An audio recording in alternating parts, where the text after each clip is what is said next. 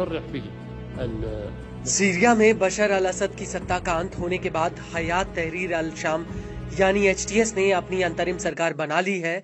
लेकिन इस सब के बीच इजराइल काफी तेजी से सीरिया के तमाम सैन्य अड्डों को तबाह करने में लगा हुआ है।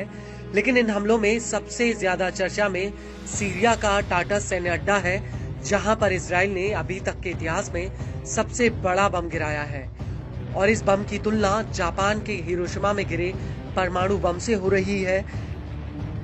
इस हमले का जो वीडियो सामने आया था वो देखने में बेहद ही भयानक है।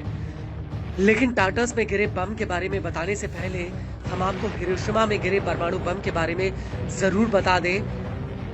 दरअसल 6 अगस्त 1945 को अमेरिका ने जापान के हिरोशिमा शहर पर परमाणु बम गिराया था, जिसमें 1.5 लाख से लेकर 2,46,000 लोगों की मौत हो गई थी।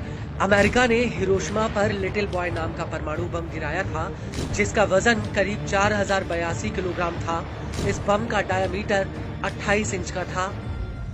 इस बम के हमले में अधिकतर आम नागरिक मारे गए थे, जिसकी गूंज आज भी हिरोशिमा में सुनाई देती है।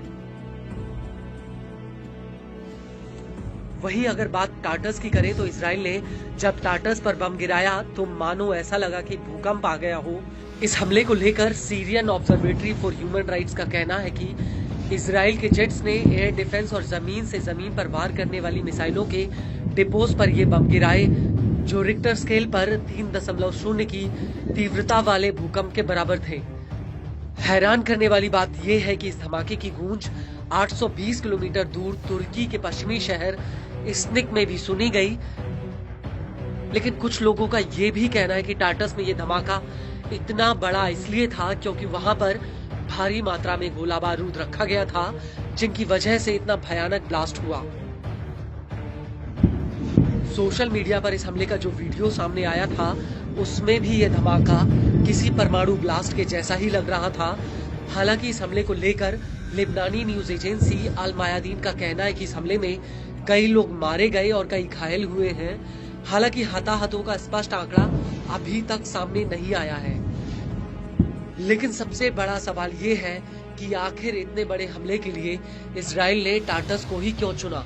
तो आपको बता दें कि सीरिया के टाटस और लताकिया प्रांत में रूस के सैन्य अड्डे हैं और इन मिलिट्री बेसों पर बड़े पैमाने पर एयर डिफेंस सिस्टम तैनात हैं, जो ईरान के रक्षा कवच का काम करते हैं।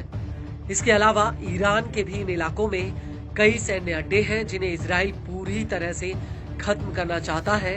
कुछ मीडिया रिपोर्ट्स में ये भी बात सामने आई है कि टाटस तो सिर्फ एक शुरुआत है। इजराइल का असल निशाना ईरान के परमाणु ठिकाने हैं, जिन पर नेतन्याहू हमला करने की तैयारी में है। और इजराइल चाहता है कि ईरान पर हमला करने से पहले वो तमाम बाधाओं को अपने रास्ते से हटा दे जो इस हमले में एक अड़चन बन सकते हैं।